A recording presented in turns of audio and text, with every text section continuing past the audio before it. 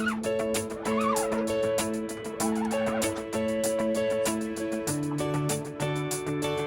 my name's Heath. I'm going to go through the process I use to re-emulsion my screens with you. As you know, Xtool Screens come pre-emulsion with photosensitive emulsion on them. You can use the exact same type of emulsion that regular screen printers use to re-emulsion their screens. So to do this, we're going to use a couple different things. Thing is pretty much any kind of emulsion, but I like to use the premix from Ecotech's. It's the PWR water-based resistant emulsion. You can get this on Amazon, Screenprint Direct, screenprint.com. This is a very popular item. And then we're also going to use emulsion remover to remove emulsions from our screen. So let's get started. So to get started, we are doing this in my bathtub because I'm going to use the high pressure sprayer from my shower head, which is the best option to do this. So before you get started, you want to make sure you clean off all of your ink first. You can use a degreaser as well. I haven't used a degreaser. I use water-based ink, but if you're using plastic, you definitely want to use a degreaser because you want to make sure you get everything off of this screen before you remove the emulsion. So to do that, I'm just going to clean my ink off first.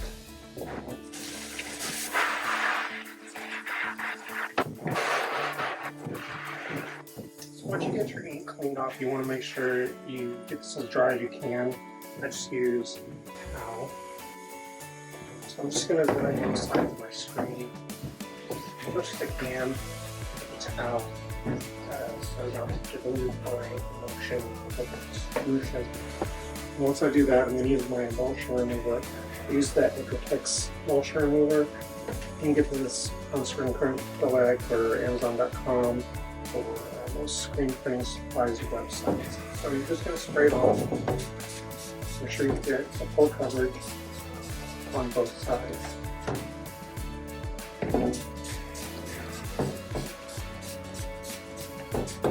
You're going to let it set for about 30 seconds to set in and start dissolving. But you don't want to let it set any longer than that because it will start clumping up and build up on your screen, which will make your re-emulsion process harder. You'll start to smell it instantly as this happens. Now we're doing this inside the screen because these are metal mesh screens. If you take the screen out and do this, and you get creases or bumps or any kind of warps in your screen, you're not going to get those out. So I recommend doing this inside the frame. I know you're not going to get all the emulsion that's inside the clamps around the frame.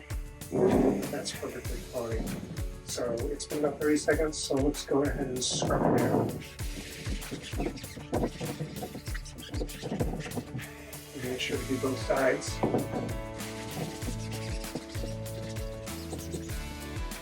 And I'm using a screen scrubber like this. You can get this in any kind of screen printing supplies for websites. I can't remember where it is from, but you can get them in a set. Pretty cheap. And then you're going to want to spray out later.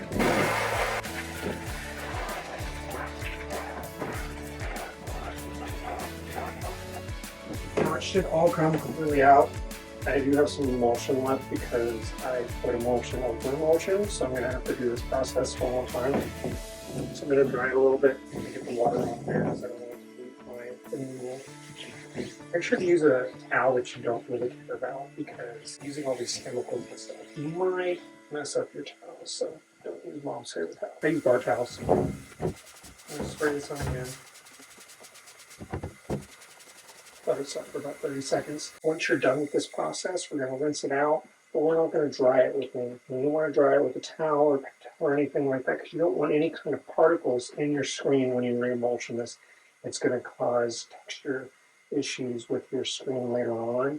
So it's best to find a nice warm, dry place to let this dry on its own for a couple of hours before you re-emulsion it.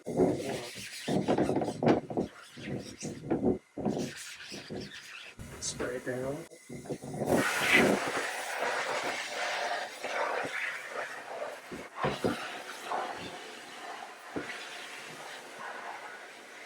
You want to make sure you get this as clean as possible and not leave any emulsion on you on it because it's going to make the re-emulsion. So that's it. We've got our emulsion off. You're going to see your old images burnt in there. That's just from where the laser scorched the metal. That's not going to cause you any issues. You'll see that scorched image later on. That's not going to make any kind of difference after you re-emulsion this properly for reuse. Let this screen dry out, and then we'll go through the re-emulsion process. Okay, now that our screen is dry, we're going to apply emulsion back to our screen. Again, I'm using the Ecotex PWR water resistant emulsion, and I have a 10-inch emulsion scoop. They come with these rubber things. I don't recommend using them. I do keep my emulsion in the refrigerator to make it last longer, and make sure you keep these with a really good seal on it. So you want to make sure every time you mix your emulsion up really good so it cures evenly. And then you're just going to pour. I usually pour way more than I need in here. It's better to have more than not enough. Just fill your emulsion scoop up. I'd say about halfway. And then you're going to apply the emulsion to your screen. Do that. Have your screen kind of at a backwards angle like this. And you're going to start at the bottom of the screen and go all the way up. You can do your entire screen. It doesn't matter if it gets on your frame or not, just makes it a lot more difficult to get your screen out of the frame and reuse it later. You can just apply to the middle parts and then use tape to fill in the surrounding area that's exposed so you don't screen over your image when you do apply your next image to your design. What we're going to do is just angle it and then go all the way up to the top. I kind of bring it back at an angle a little bit more so it doesn't spill everywhere. And then I do the rest.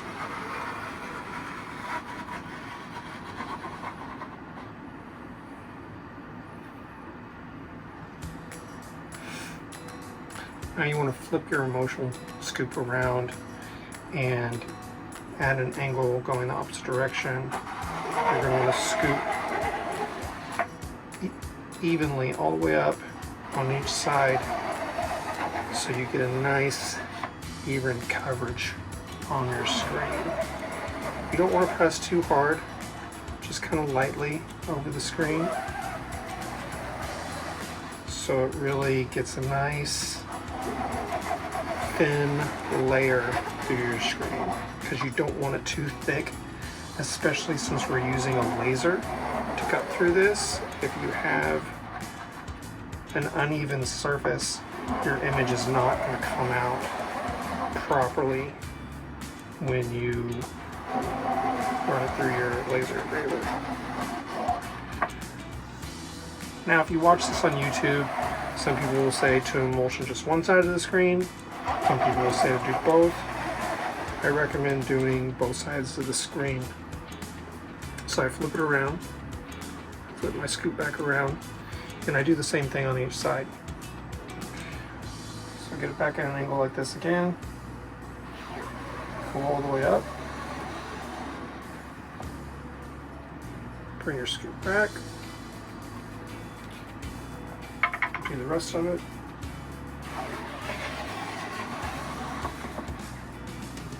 Bring your scoop back again. And I flip my scoop back around on my clean side. A nice angle. That's great.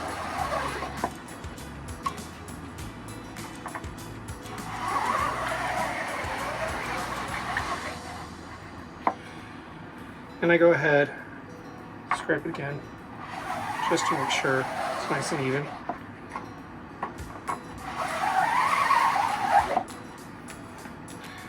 And I go ahead and scrape the back again one more time, because it does push emulsion through, even though you've already done this side. Like I said, you want a nice thin layer as much as possible. So when you run it through your laser, it cuts your image evenly.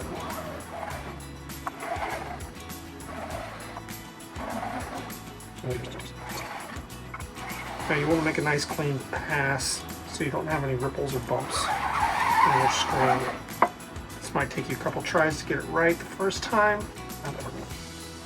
So now we want to set this somewhere to dry overnight. Usually takes a couple hours to dry, but I go ahead and let mine set overnight. I usually put some caps, some little medicine bottles underneath the edges because you don't want anything to stick to the bottom of this because it's going to create weird textures, which is going to mess up your screen, and you're not going to have a nice clean print when you use this. But you do want the flat part of your screen facing up because you want that side the smoothest so it sets nice and smooth across whatever you're screen printing on, shirt or whatever. We'll set this aside to dry and then we'll come back to it tomorrow to finish the other part. Now I let my emulsion spill everywhere, but you do want to try to save your emulsion as much as possible so you can scoop back into your container, save for use later.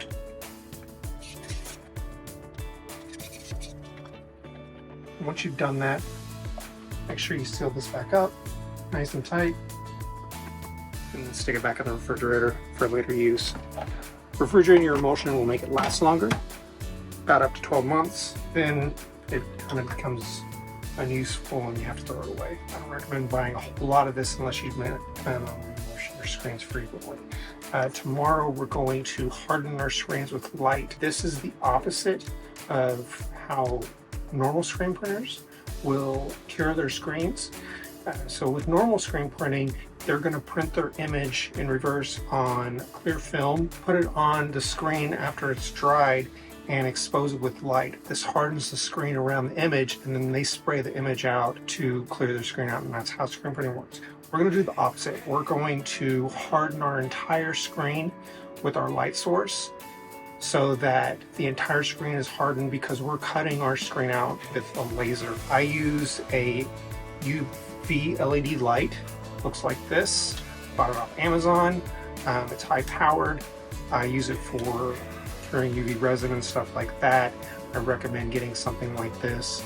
It'll cure your screen in about 10 or 15 minutes. Make sure you clean your scoop out with soap and warm water because you don't want your emulsion drying in the scoop, thus wasting your scoop if you start getting hardened emulsion in it. So we'll wait for this to dry overnight and get started back up again tomorrow. So now that we've allowed our screen to dry completely overnight, about 3 to 4 hours, just dry to touch, we need to cure our screen. Since this is considered photosensitive emulsion, it's going to cure with light. If you're doing regular screen printing, you're obviously going to do all this stuff in kind of a dark room under a red, yellow light because you're not going to want your whole screen to cure because we're going to use a negative image to put on the screen and then expose it to our light source, because when we wash it out, the part that was not exposed to the light source is going to wash all the way through the screen. So since we're using a laser, we're going to cure our entire screen so that after we cut it with laser and we use it to screen print, wash our ink out, it doesn't wash out the rest of our emulsion on our screen. So to do that, this is the simplest part. You can use different kinds of light sources, 500 watt lamps, LED UV lights, regular UV lights. There's expensive lights that you can put underneath your screens to do this. I'm going with, of course, the most cheapest way to do this, which is with a LED UV lamp. So I just mount my lamp high enough above my screen on my drawer here. Just turn it on, let it expose for about 15 minutes on each side. The best part about using a UV lamp is when it's not completely exposed, the screen is going to reflect brighter than the screen that's been completely cured. It's hard to see this in the camera. When you do this, you'll understand what I'm talking about.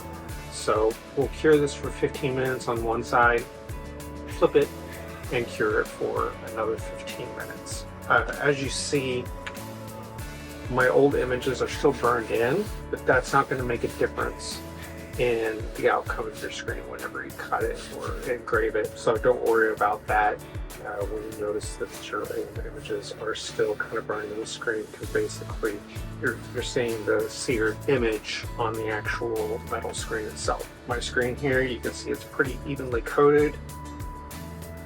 The bottom side has a few thicker parts on the side, which I'm not too worried about. What I'm probably going to use is mostly in the middle. The thing that I'm looking for here is that it's smooth, there's no ripples in the screen or creases or anything like that. Now, if you end up getting ripples or creases in your screen's probably trash at this point. You're going to have to buy a new screen, because since these are a metal mesh screen, you can't restretch them. If you figured out a way to restretch your screens to get the ripples or creases out, please comment in the comments below, and I'd love to know how you do that, because I've yet to figure it out. Now, this is a messier and a little more painstaking method than just buying a new screen and putting a new screen in. Our screens, you know, are expensive. They're $40 for them right now on Xtool's website. And of course, this method is only going to work so many times before you are going to eventually have to replace your screen. But this is a good way to reuse your screens, especially if you have a lot of projects. You're not having to throw away and go through multiple screens. One of the other downsides to this is, since we emulsion the entire screen, it's going to be stuck inside the panel here a little bit. So when you remove the brackets, they're going to be hard to get off, and the screen you might tear as you're trying to pull it off of your frame. Keep that in mind when you decide to remove this screen, and if you want to use it later, that you're going to have to take care when pulling your brackets off of the frame and pulling the old screen out as to not tear it. I use my scraper tool to kind of get under the screen to kind of get it started and pulling it off. There you go. That is how to re-emulsion the Xtool screens for reuse. Like I said, a new screen is going to be your best bet, but if you want to try doing this to salvage your old screens and to reuse them, this is one of the best methods that I've discovered on how to do this. I don't have any previous experience with screen printing very much. I'm not a professional at this. I've learned all this on my own. I bought this through the Kickstarter campaign, so I've had it a while before new screens were able to be purchased from Xtool's website, so I did have to figure out how to re-emulsion my screens so I can continue doing projects. So just to summarize, the materials you're going to need for this is emulsion. I use the water-resistant emulsion from Ecotex, emulsion remover from Ecotex. You can buy this stuff on tons of websites, Amazon, screenprinter.com, screenprinting.com. Shop around. There are different prices everywhere you go. I find that Amazon is a little bit more than some of the independently owned websites. And then, of course, you want to make sure you get screen scrubbers, which were the brushes you saw me using earlier in the video. They're super cheap. You can usually get them in a package of 6 or more. As you've seen, I've used basic stuff around the house. I've done most of this in my bedroom. Make sure you have a clean working space. Definitely have something underneath where you're working, because this is really messy. You're going to get emulsion all over the place when you do this, no matter how careful you are. As you see, I just used caps from old medicine bottles to keep my screen elevated on the ground while the screen dries. I'm going to put a link to the LED UV light that I used in the video description. I'll put a couple links to some of the other products I've used. That's about it. If you have any questions, please leave comments. Send me a message on Facebook. It's HeatHarSharp is my username, or on Instagram. I'd be happy to give you any help or insight. Like I said, I have learned all this on my own through trial and error. Definitely just Googling on YouTube videos on how screen printing works. There's a ton of videos out there on how to do this. I'll do some more videos later on how to do some different things with the Xtool screen printing tool. For example, I've been having to figure out how to screen print on sleeves. Since the platter is big and square, you can't just put your sleeve on there because the creases in the shirt and so on and so forth, but I'll save that for another video. Remember, you have a laser cutter. You can make your own platters out of wood to complement your Xtool screen. Thank you for watching. I hope this helps everybody that's been asking questions. We're using the screens. Also, I've had some messages and stuff about how I've done this. So I hope this was helpful, and thanks for watching.